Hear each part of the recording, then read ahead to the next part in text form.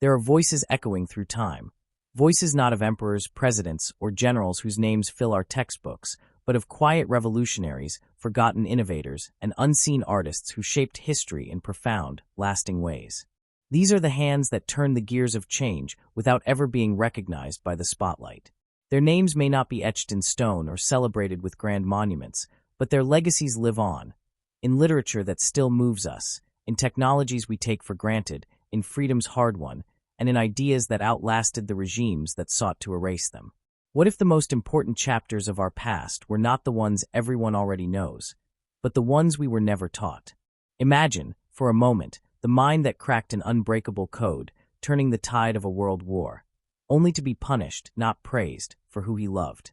Or the woman whose cells, taken without consent, transformed medicine for generations, yet left her own family in the dark about her role in science.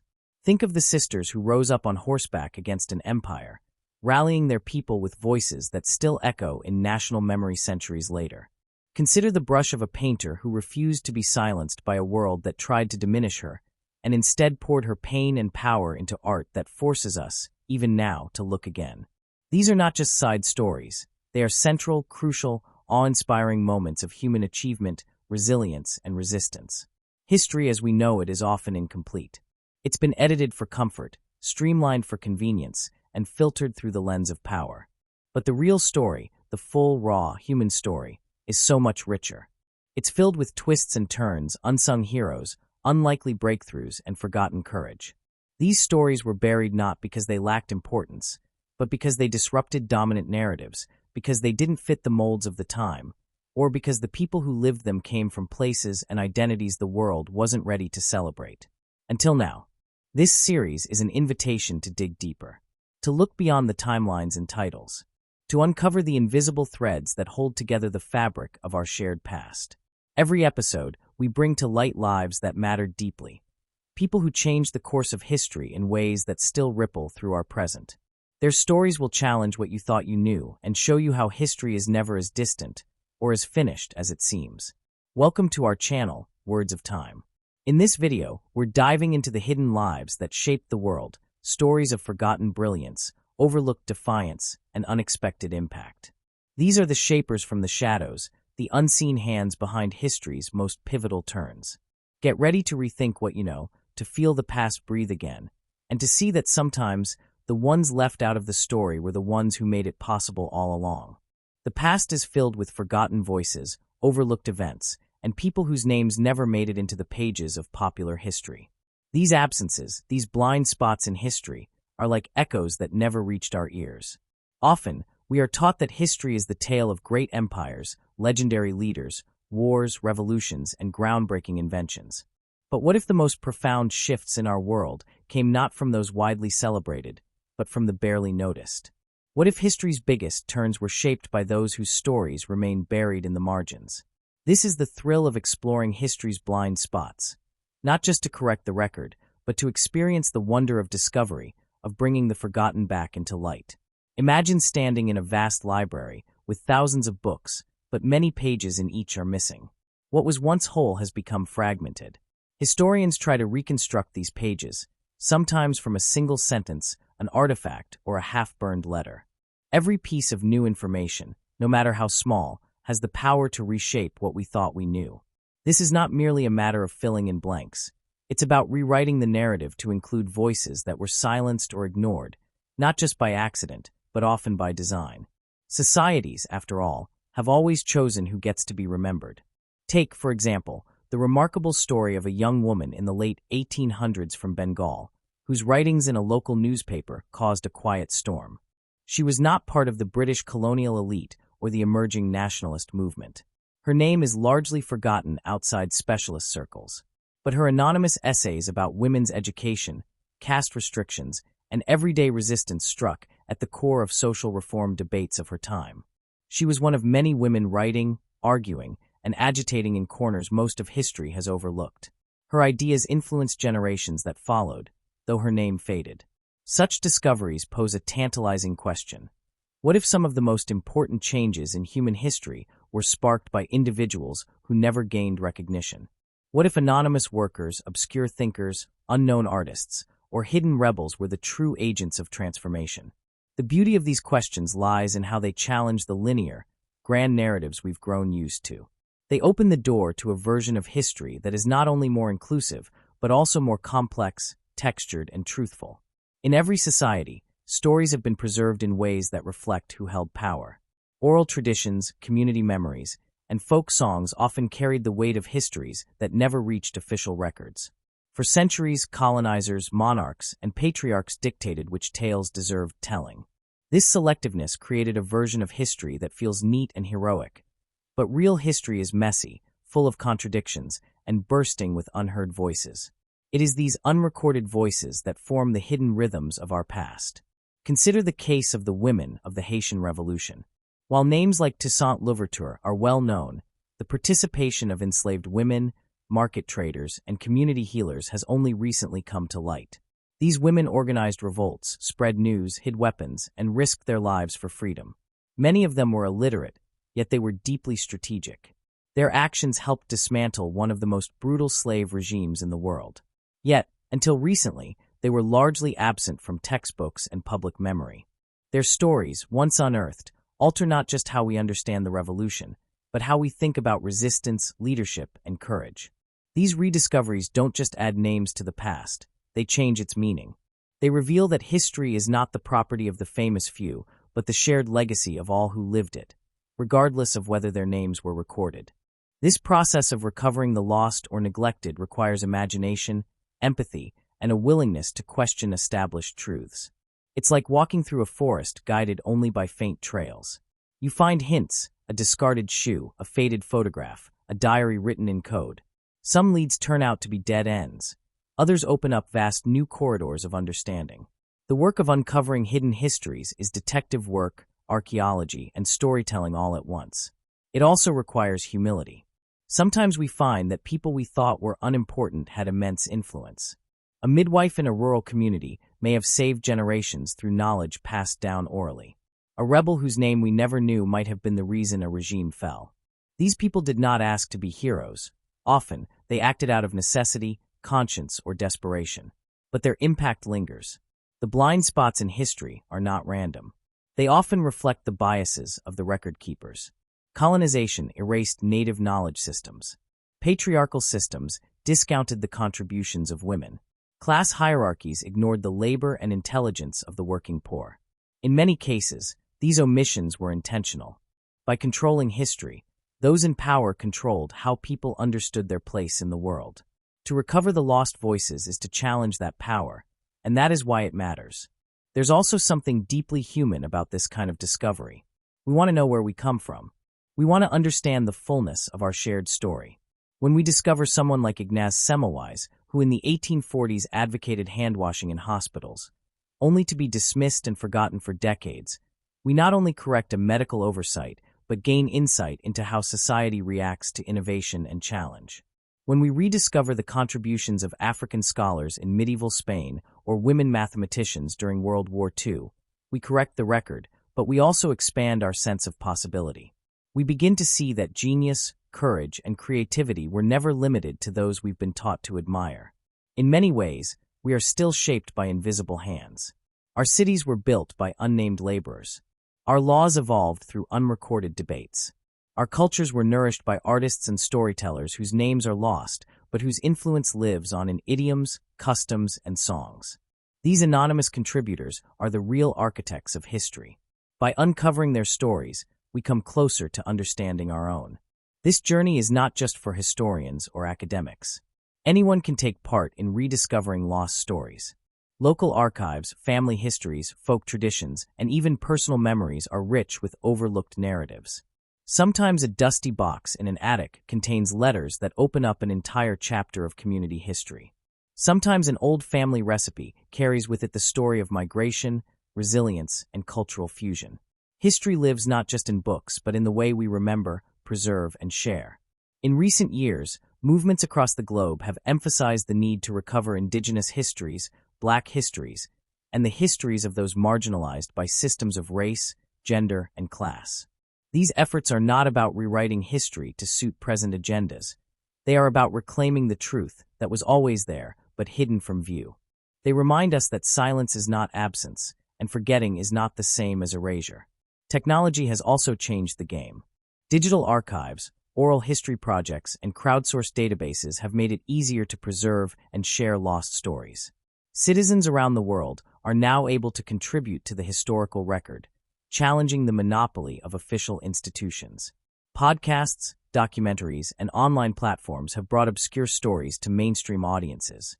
In the process, public history has become more democratic, more vibrant, and more honest. One of the most fascinating aspects of this trend is the shift in how we define significance. It is no longer enough to focus on kings and wars. We are beginning to see the value in understanding the everyday lives of ordinary people. What did a seamstress in 19th century Paris think about the revolution? How did a coal miner in Wales teach his children about justice? What songs did enslaved children sing to endure? These questions do not just deepen our knowledge, they humanize it. To listen for these echoes we miss is to engage in a kind of time travel, not just across years, but across experiences. It challenges our assumptions. It forces us to reconsider what we value in our collective memory. Sometimes the smallest details, a family crest sewn into a quilt, a diary entry about a market day, a photograph of a crowded train platform, hold the key to immense understanding. The overlooked can be revelatory. Think of the story of Rosalind Franklin, whose work in crystallography was essential to the discovery of DNA's structure. For decades, her contributions were minimized, even though her images and data were crucial. Today, we see her not just as a forgotten scientist, but as a symbol of how brilliance can be sidelined when gender bias intersects with professional rivalry. Her story reminds us that history is often a battleground for recognition, and that justice in memory matters. When we bring the forgotten to light, we also heal. Historical exclusion is not just academic. It affects identity, belonging, and dignity. For communities whose ancestors were erased from the record, rediscovery is a form of empowerment. It allows them to see themselves not just as victims of history, but as agents within it. This process helps restore balance to a tilted narrative. There's a kind of joy in this journey, too. Discovering a lost poem, uncovering a hidden rebellion, learning about a silent act of defiance. It sparks wonder. It reminds us that the past is not fixed. It is still alive, still changing. And in exploring it, we participate in the very process of making history more whole. This search is never finished. As long as there are stories left untold, questions left unasked, and archives left unopened, there will be more to discover. Each generation finds new blind spots to confront. Each moment of social change brings with it a fresh need to re-examine what we thought we knew. The work of memory is never over. And that is perhaps the most thrilling part of all. We are not just students of history, we are its stewards. We choose what to preserve, what to amplify, and what to question.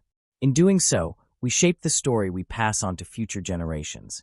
Will it be a story of triumph and forgetting, or one of justice and remembrance? So we return to the question, what if the biggest changes came from the least known people?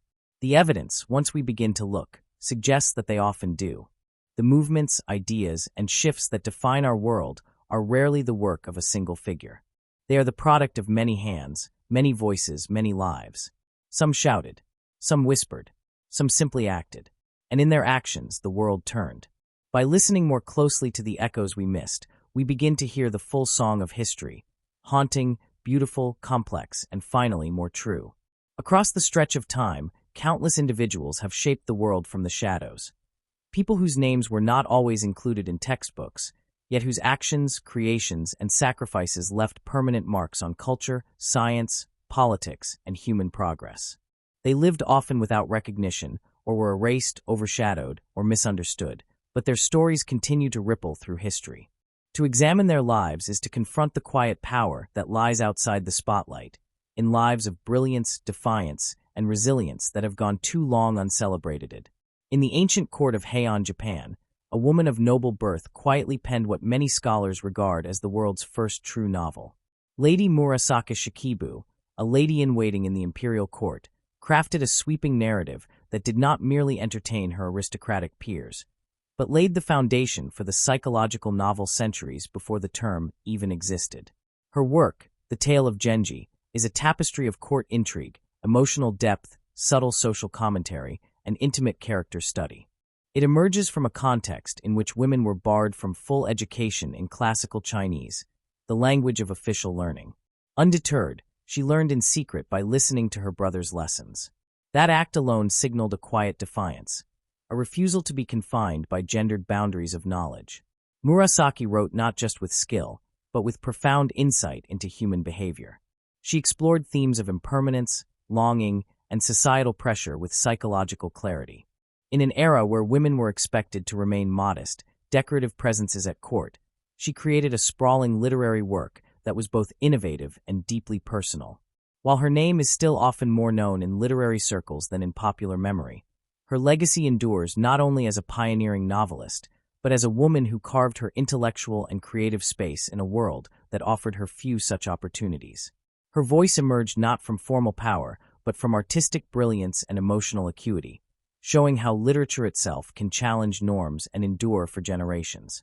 Traveling from East Asia to the Roman Empire, one encounters another extraordinary figure whose story, though historical, has often been neglected, Septimius Severus. Born in what is now Libya, he rose through the Roman political and military ranks to become emperor in the year 203. His African origins marked him as an outsider in a dominantly Eurocentric political landscape, yet his reign brought stability to an empire that had been in chaos. He restructured the Roman military, expanded the empire's influence in Africa and Britain, and reasserted centralized authority at a time when power had grown dangerously fragmented. Severus ruled with both ambition and pragmatism. He was strategic in using religion, military loyalty, and public image to strengthen his hold. His decisions shaped the trajectory of Roman governance and military tradition, influencing successors long after his death. Despite these achievements, he has often remained on the margins of popular Roman history, overshadowed by names like Julius Caesar or Augustus. Perhaps it is because his background challenged the dominant narrative of who could lead Rome. Perhaps it is because his consolidation of power troubled traditional senatorial elites, who later historians often admired. Regardless of the reasons, his story offers a powerful counterpoint to the familiar image of Roman authority, reminding us that the peripheries often produce the most transformative figures. Further east, and some centuries earlier, two women led a rebellion so fierce and symbolically potent that their names remain on the lips of Vietnamese schoolchildren today, even if the broader world has forgotten. Trung Trak and Trung Nhi, known as the Trung Sisters, were born into a noble family during the Chinese domination of Vietnam. When Chinese authorities executed Trung Trak's husband for resisting colonial rule, the sisters mobilized an army of tens of thousands, many of them women, and launched a revolt that temporarily reclaimed autonomy from Han control in the 1st century. They held power for 3 years, establishing their own rule and issuing edicts, a striking reversal of gender norms and colonial hierarchy. Their defeat, ultimately at the hands of overwhelming Chinese reinforcements, did not diminish their legend. Rather, their martyrdom became a foundational symbol of Vietnamese resistance. Throughout the centuries, especially during later occupations and wars, their legacy has been invoked as a call to defend national sovereignty and cultural identity. While their leadership is often underrepresented in global discussions of military history, their actions prefigured modern liberation struggles. Their story is a testament to the way defiance, even when crushed, can plant the seeds of future resistance, not through continued power but through enduring inspiration. From the battlefield to the canvas, the story of Artemisia Gentileschi is another striking example of brilliance forged in adversity. A Baroque painter in 17th century Italy, Artemisia was born into a family of artists and trained in her father's studio. Her early mastery of technique rivaled that of male painters twice her age, but her path was shaped by trauma. As a teenager, she was sexually assaulted by a fellow artist, an ordeal made more harrowing by the subsequent public trial in which she was subjected to humiliating cross-examinations and torture to verify her testimony. Rather than allow her identity to be defined by the violence she endured, Artemisia poured her fury and strength into her art. She painted biblical and mythological heroines with striking agency, Judith beheading Holofernes with resolve and physical power, Cleopatra ending her life with dignity, Susanna resisting the invasive eyes of lecherous elders. Her use of shadow, gesture, and emotion was masterful. These were not just beautiful images. They were acts of reclaiming narrative, of making visible what had been silenced. Despite her acclaim during her lifetime, She was the first woman admitted to the Accademia di Arte del Disegno in Florence. Her reputation faded in later centuries. It has taken a feminist reappraisal to return her to the spotlight, not only as a survivor but as a visionary artist. Artemisia's legacy reminds us that overcoming hardship does not just mean surviving. It can mean creating works of brilliance that shift the cultural landscape itself. In a different century and a wholly different field, Alan Turing worked in the shadows in ways both literal and metaphorical. A British mathematician and logician, Turing developed the theoretical foundations of modern computing. During the Second World War, he was recruited to Bletchley Park, where he led a team that cracked the Nazi Enigma code, a feat that drastically shortened the war and saved millions of lives. His invention of early computing machines to decode encrypted messages was not merely a tactical success. It was a leap forward in the logic of machines, automation, and artificial intelligence. But Turing's contributions were cloaked in secrecy, and his personal life became the subject of cruelty. In 1952, he was prosecuted for homosexuality, then criminalized in the United Kingdom. Instead of being celebrated as a war hero and scientific pioneer, he was chemically castrated and driven to despair. He died 2 years later in what is widely believed to have been suicide. It was not until decades later that his role in the war was declassified and his name began to receive the recognition it deserved. A posthumous apology and pardon came far too late to ease the tragedy of his life. Yet Turing's work now forms the bedrock of computer science, and his story is a powerful reminder of how societal prejudice can silence even the brightest minds. His life prompts us to ask how much brilliance the world has lost to bigotry, and what it might mean to truly honor those who were cast out simply for being who they were.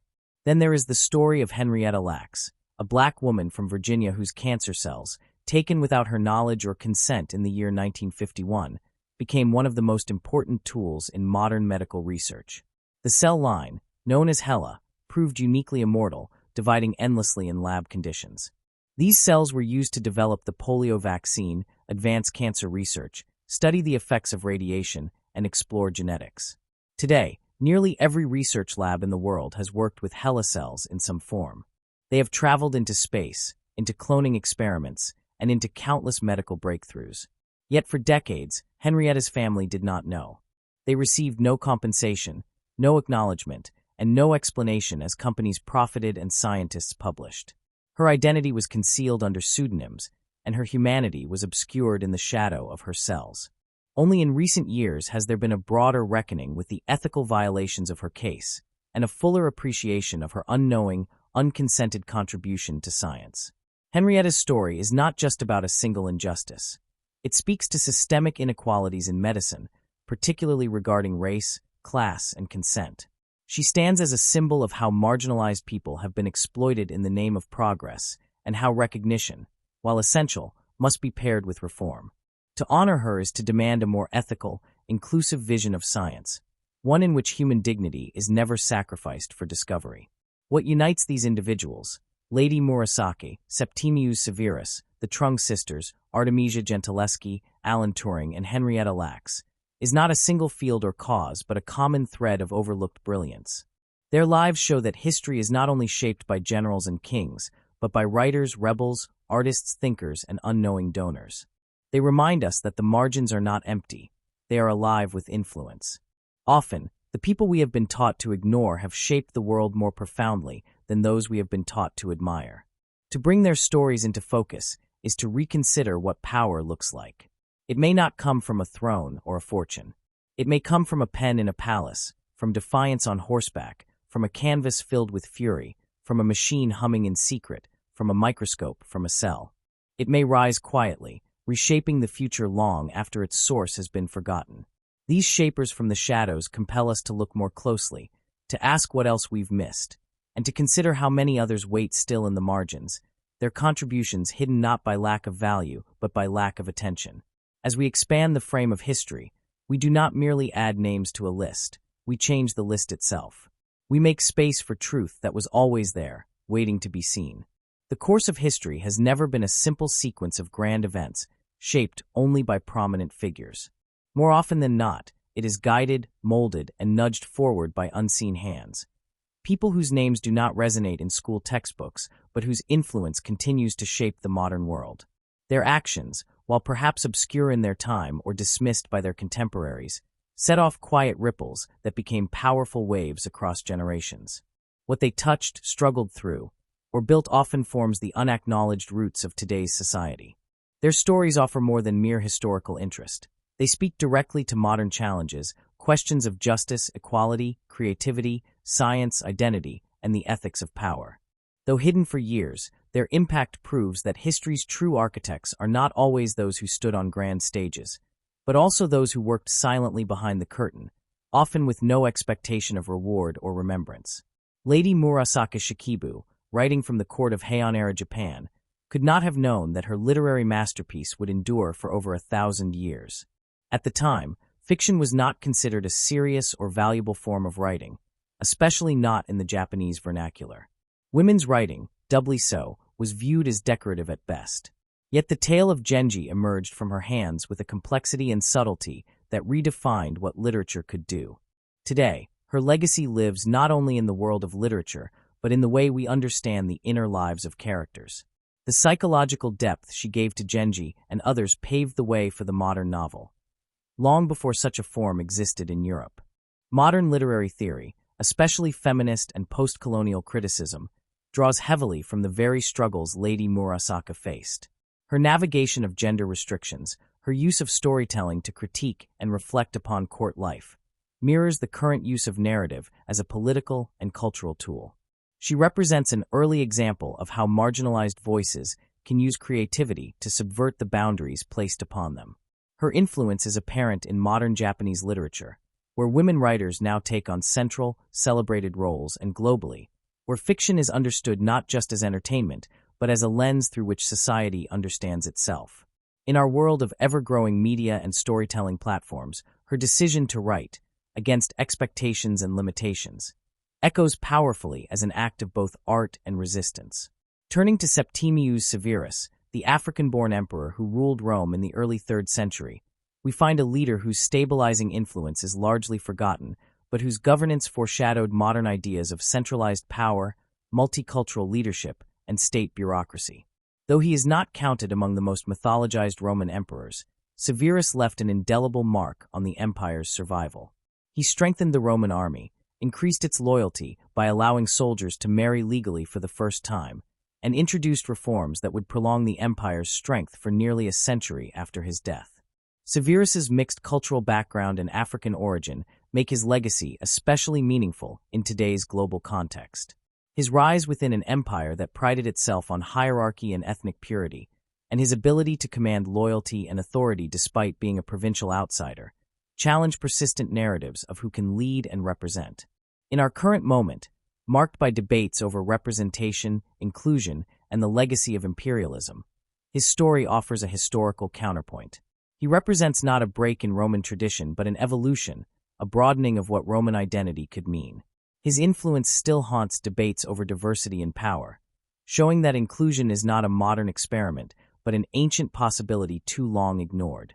The Trung Sisters, Trung Trak and Trung Ni, who led an uprising against Chinese imperial forces in what is now Vietnam nearly 2,000 years ago, may have lost their war, but they won a cultural legacy that far outstrips many victorious generals. They ruled as queens, issued laws, and commanded armies.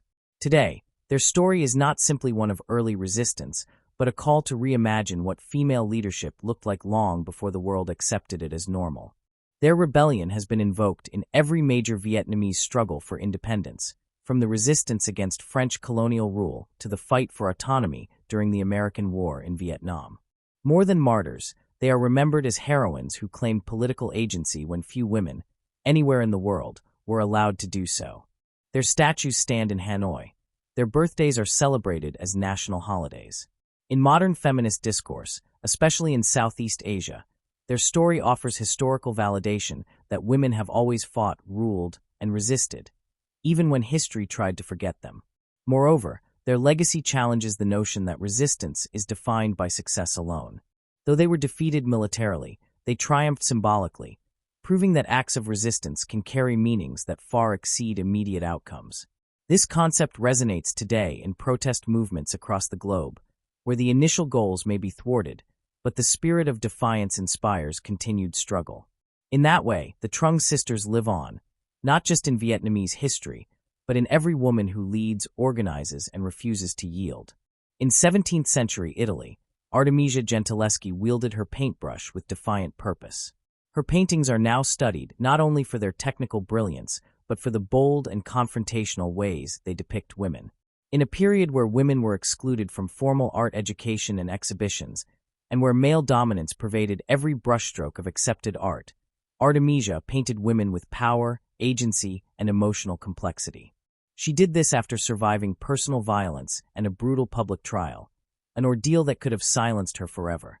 Instead, she turned to art to rewrite her story. Her renditions of Judith beheading Holofernes or Susanna and the elders are not merely biblical scenes.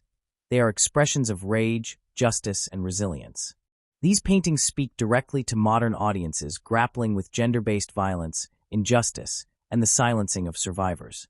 Her work has been reclaimed by feminist scholars as both art and activism, positioning her as a precursor to a conversation that continues in every courtroom, gallery, and protest. Her rediscovery in recent decades reflects a larger shift in how we assess artistic merit, not solely through technical skill, but through the lens of lived experience and resistance. She reminds us that great art does not emerge only from privilege or serenity. Sometimes it is born of pain, and it speaks most clearly from the margins. Her journey has helped reshape art history itself, expanding the canon and redefining what a master looks like. The story of Alan Turing unfolds at the intersection of brilliance and tragedy. His theoretical work laid the foundation for computer science, and his wartime code-breaking saved countless lives by allowing Allied forces to intercept Nazi communications. The machines he helped design were the earliest forms of what we now call artificial intelligence, and his ideas about logic, pattern recognition, and machine learning continue to influence fields ranging from cryptography to linguistics to robotics. Turing's persecution for his sexuality, however, casts a long shadow over this legacy. His treatment by the British state reflects how scientific genius is not immune to societal cruelty, and how prejudice can destroy even the brightest minds. Today, Turing is a symbol not only of innovation but of injustice. The movement to honor him, through apologies, statues, currency, and educational curricula, is part of a broader reckoning with how systems fail those they should protect. In today's world, where artificial intelligence is both a marvel and a concern, Turing's ethical insights are more relevant than ever. He posed questions about machine intelligence, human ethics, and moral responsibility long before such issues became urgent. His life forces us to ask not just how far technology can go, but who gets to shape it, and at what cost. As debates over digital surveillance, algorithmic bias, and technological ethics grow louder, Turing's legacy stands as both inspiration and warning. Henrietta Lacks, unlike the others, did not seek greatness, invent anything, or wield power. She went to Johns Hopkins Hospital in Baltimore for treatment, unaware that a sample of her cells would be taken without her permission. Those cells would become the first immortal human cell line, reproduced endlessly in laboratories worldwide. They helped develop vaccines, cancer treatments, and understanding of cellular biology. Yet for decades, her name was not associated with these breakthroughs. Her family remained unaware, and her body became the site of a quiet revolution without consent. Today, Henrietta's story sits at the center of debates around medical ethics, racial justice, consent, and the commodification of the body. She has become an icon in bioethics courses, and the movement to compensate and honor her family continues. Her cells are still in use, still fueling discoveries, still shaping the future. In a world reckoning with structural racism in healthcare, her experience is more than a footnote. It is a mirror. It forces modern science to confront its past and imagine a future where equity and consent are non-negotiable. The implications of her legacy reach beyond the lab. They raise questions about how society values human life, who gets to profit from discovery, and how medical advancement must be held accountable. Her story has led to policy reforms, new consent guidelines, and broader awareness of how science can inadvertently repeat the harms of history. She reminds us that every advancement has a human cost, and that recognizing the source is part of honoring the science itself. The lives of these individuals, Lady Murasaki, Septimius Severus, the Trung sisters, Artemisia Gentileschi, Alan Turing, and Henrietta Lacks, form a mosaic of unseen influence. Though separated by centuries and continents, Their stories intersect through their shared invisibility and their enduring impact. Each of them has shaped not only the past but the present. Their decisions, sacrifices, and acts of creation or resistance ripple outward still, often in spaces that have only recently acknowledged them. They also help us rethink what a historical turning point really is. Often, the most decisive changes do not come from single events or famous declarations. They emerge from quieter moments: an unknown woman choosing to write, a general securing peace from the borderlands, a girl picking up a sword, a painter surviving scandal, a mathematician writing a paper, a patient walking into a hospital. These moments may seem minor in isolation, but they hold within them the seeds of transformation. Today's world, complex and fractured as it is, needs these stories more than ever. As we face questions of who belongs, whose voices matter, and how to build a future that includes rather than excludes, the lives of those who shaped history from the shadows offer both guidance and hope. They show us that greatness does not always announce itself with grandeur. Sometimes, it arrives humbly, unnoticed, only to bloom into something world-changing. In celebrating these unseen hands and recognizing their unforeseen impacts, we reclaim a broader, deeper, and more truthful version of our collective past. We learn that no contribution is too small, no life too obscure, no silence too deep to break. We are all living in the echo of their actions, whether we know their names or not. And in telling their stories, we not only correct the record, we enrich it. The stories we inherit about the past shape the way we see the present and imagine the future. From classrooms to museums, from national holidays to public monuments, history is told and retold in curated fragments, woven into narratives that often appear seamless, objective, and complete. But history, in its full breadth, is not simple. It is not a singular story, nor a neat collection of dates and names. It is complex, messy, layered with contradiction and silence. What we find in textbooks is often a flattened version of a past that was anything but flat. In the spaces between those lines, in the omissions, in the margins, in the quiet corners, we find truths that challenge the common narrative, stories that refuse to conform, and lives that defy the categories we have built. The way history is usually taught often suggests that events follow a logical path, that one king led to another, that one battle determined everything, that one discovery changed the world.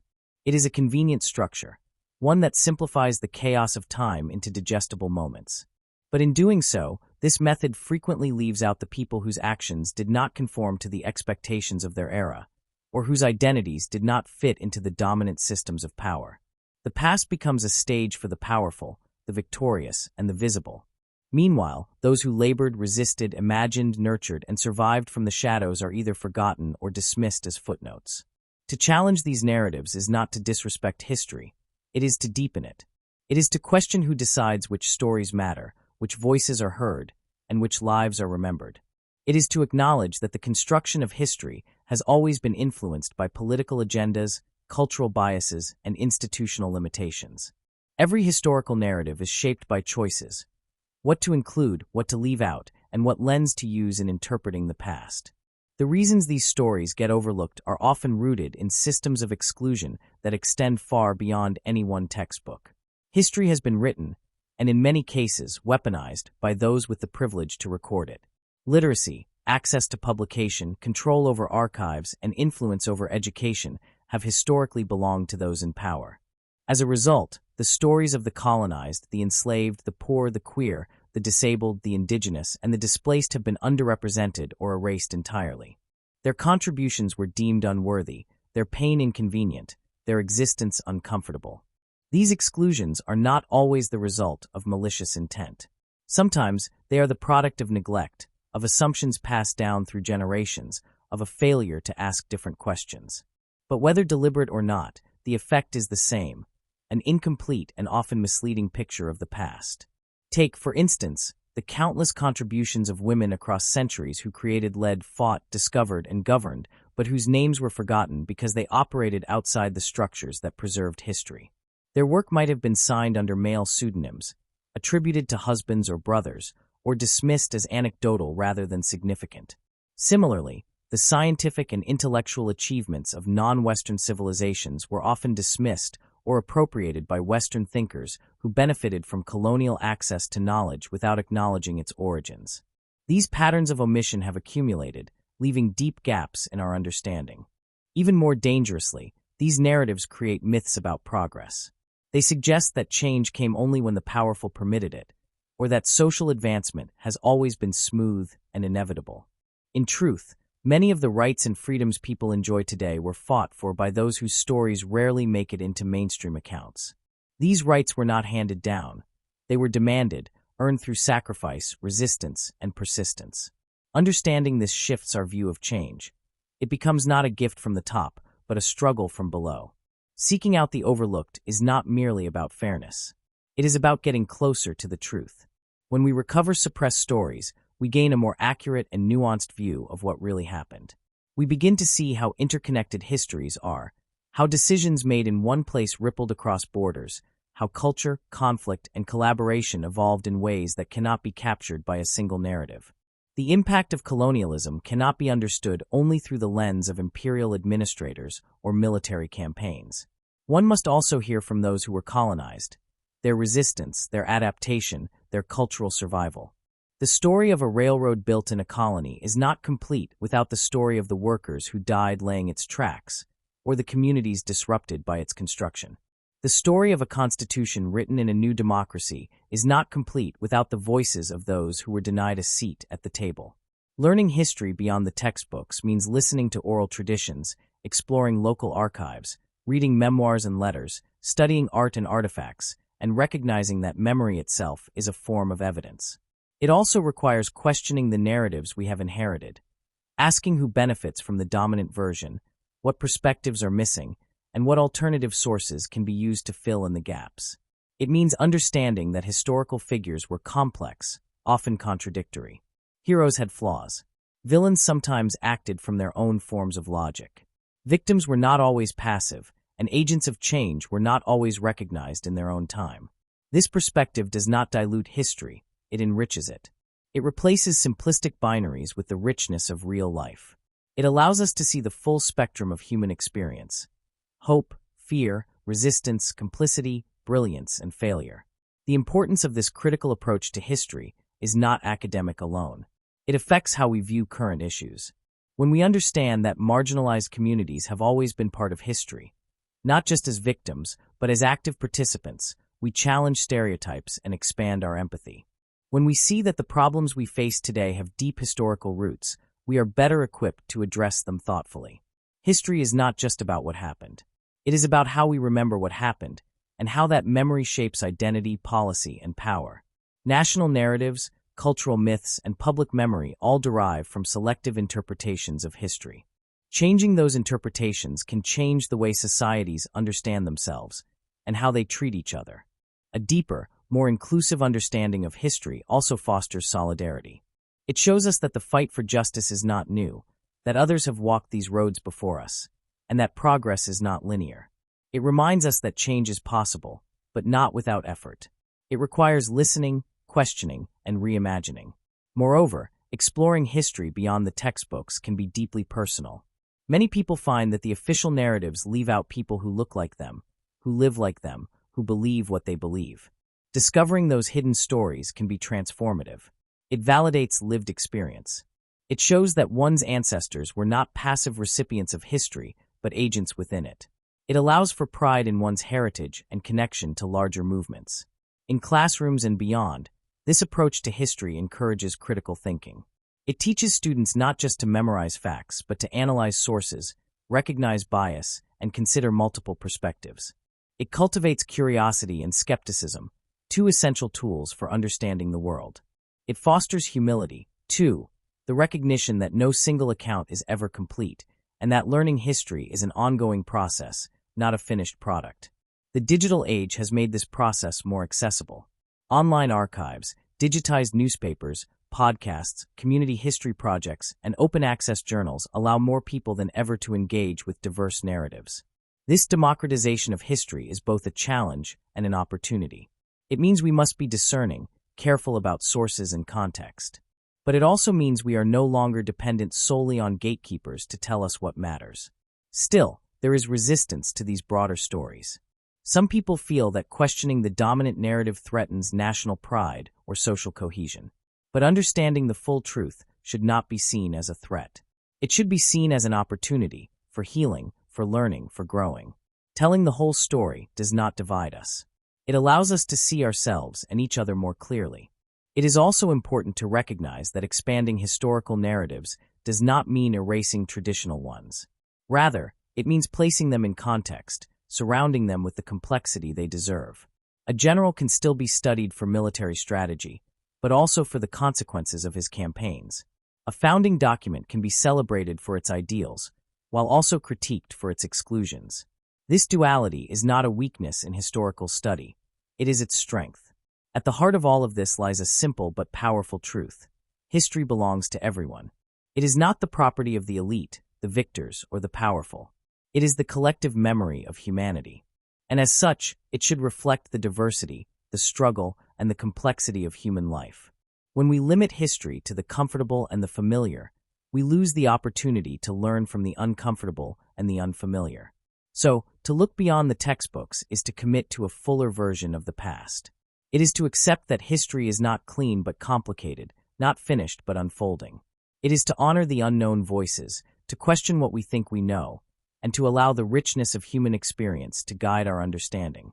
In doing so, we find that history becomes not just a study of the dead, but a dialogue with the living. It becomes a source of insight, resilience, and imagination. It shows us where we have been, yes, but also where we might go if we choose to listen. History is not a fixed collection of names carved in stone or a limited shelf of dusty books tucked away in old libraries. It is alive, evolving, and often far more colorful, complicated, and compelling than we are led to believe. Every generation has the opportunity and the responsibility to re-examine what came before, not only to honor those who paved the way in silence, but to recognize how the world we live in today was shaped by many more hands than we usually see. By looking deeper, questioning more, and listening carefully to what was once ignored, we begin to uncover a richer story, one full of resilience, courage, ingenuity, and vision. We begin to see that history's greatest strength lies not in simplicity, but in its diversity. The names and stories explored, figures like Lady Murasaki Shikibu, Septimius Severus, the Trung Sisters, Artemisia Gentileschi, Alan Turing, and Henrietta Lacks, remind us that there is power in persistence, and that contributions to our shared human story often come from the quietest corners. Their lives, once obscured by prejudice, limited records, or systemic bias, now shine with new clarity, not only because their actions were extraordinary, but because their stories ask us to rethink what we value, who we remember, and how we define impact. Together, these lives form more than just a list of overlooked figures. They are chapters in a greater story, one that is still unfolding, one that we are all part of. Their individual contributions form a collective reminder that history's fabric is woven not just by generals and presidents, but by writers, rebels, artists, scientists, mothers, patients, and dreamers. Their shadows stretch across centuries and continents, illuminating the truth that greatness does not need to be loud, and that legacy is not always written in marble or gold. Sometimes it's written in code, on canvas, in soft resistance, in bold strokes of survival. What makes all of this especially exciting is that we are still discovering. For every name we unearth, there are countless others still waiting, hidden in forgotten diaries, oral histories, long-dismissed footnotes, or stories passed quietly from one generation to the next. Maybe you know one of those names. Maybe in your community, your family, your culture, there is someone whose impact was profound but never publicly recognized. Maybe there is a local inventor, a silent activist, a community healer, a teacher who shaped generations, a migrant who built something lasting, a child whose questions changed everything. These are the stories that deserve to be shared. These are the people who deserve to be seen. So if any of these stories stirred something in you, if they challenged your ideas of what history looks like or who it belongs to, consider this an invitation. Share the forgotten historical figures you know about. Whether it is someone from a faraway century or a recent past, whether their impact was in art, science, justice, or community, their story matters. Leave their name in a comment, or better yet, tell their story however you can. Write about them, talk about them, pass their memory along. You never know who else might be inspired, comforted, or transformed by hearing it. Beyond individual stories, think about the bigger picture. Why do these stories matter? Why is it important to explore lives that never made the cover of a history book? The answer lies in perspective. When we diversify the voices we listen to, we gain a fuller understanding of who we are. We begin to see that no single perspective can ever represent the whole truth. That is the beauty and necessity of historical diversity. It corrects, enriches, and expands. When we honor stories from different genders, races, geographies, classes, and belief systems, we build a more inclusive understanding of human potential. We create a space where more people see themselves reflected, where more identities are affirmed, and where more lessons can be learned. Every culture, every community, every forgotten figure has something to teach us, not just about where we came from, but about where we can go. These perspectives are not extra. They are essential. Understanding history this way equips us to ask better questions, make more just decisions, and nurture more humane policies. It allows us to celebrate the world not as it was falsely remembered, but as it truly was: complicated, vibrant, unfinished, and profoundly interconnected. We begin to see that the small actions of people long gone, writing in secret, painting against the grain, resisting occupation, solving puzzles, surviving hardship, created the conditions for us to be here today. And we owe it to them to continue asking, listening, remembering. This is only the beginning. There are so many more hidden gem stories waiting to be explored.